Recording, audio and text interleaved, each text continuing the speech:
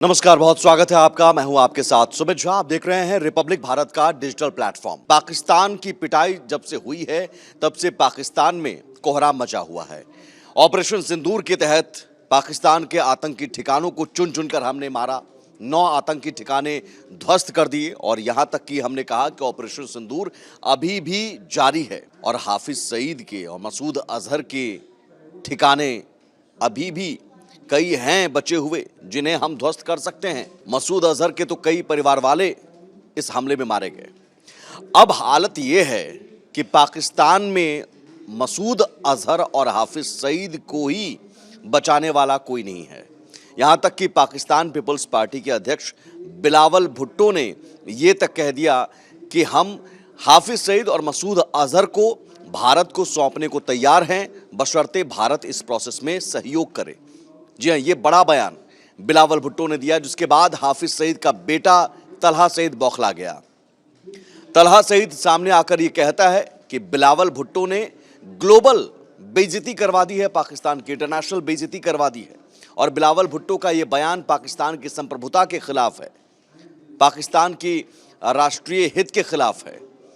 International news channel को interview देते हुए बिलावल ने जो बातें की, भारतीय सहाफ़ी के सवालात के जो जवाबात दिए, हकीकत में वो जवाब बनते नहीं थे, जिससे हम सब की पूरी पाकिस्तानी कौम की दिल आज़ारी हुई है। इस पर हम उसके इस बयानात की भरपूर मजम्मत करते हैं। दरअसल बिलावल भुट्टो ने 2 दिन पहले एक विदेशी चैनल को इंटरव्यू में देते हुए कहा था कि हाफिज सईद अभी जेल में बंद है और मसूद अजहर कहाँ है ये पता नहीं। अगर भारत को पता है मसूद अजहर कहाँ है तो वह हमें बताए, हम मसूद अजहर को भी गिरफ्तार करेंगे। और यहाँ तक कि हाफिज सईद और मसूद अजहर को हम भारत को सौंपने को भी तैयार हैं, बशर्ते इसमें भारत सहयोग करे इस प्रोसेस में।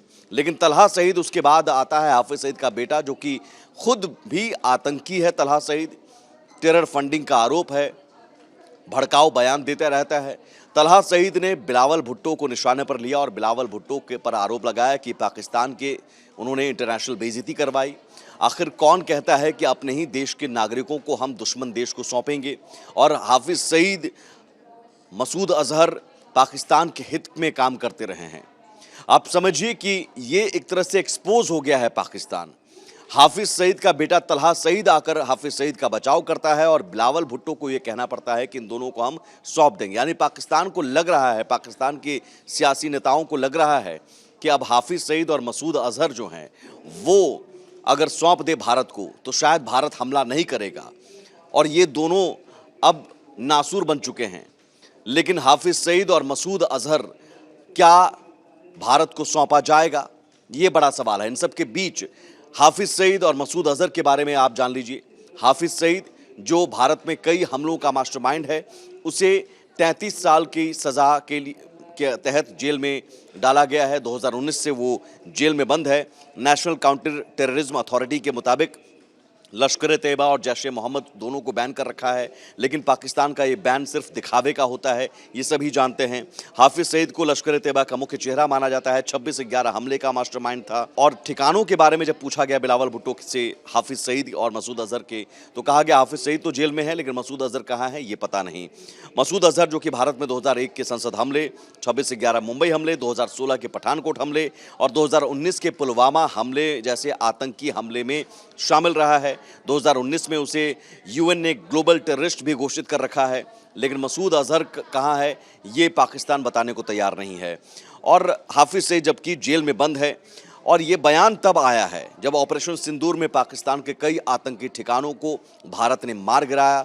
इस हमले में मसूद अजहर के परिवार के 10 सदस्य और 4 सहयोगी भी मारे गए थे। और यहाँ तक कि मसूद अजहर ने कहा था कि इस हमले में काश मैं भी मर जाता तो खुशनसीब होता।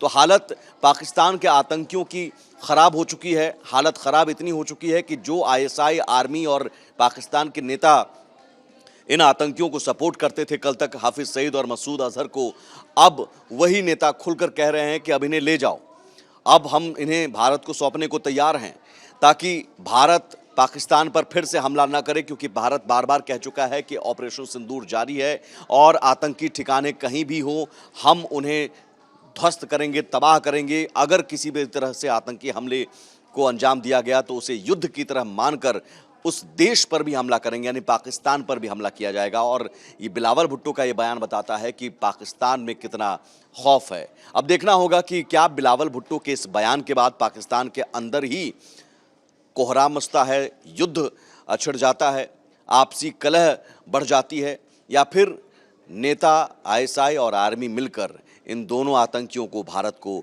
सौंपते हैं। और भी खबरों के लिए आप बने रहिए रिपब्लिक भारत के डिजिटल प्लेटफॉर्म के साथ। नमस्कार।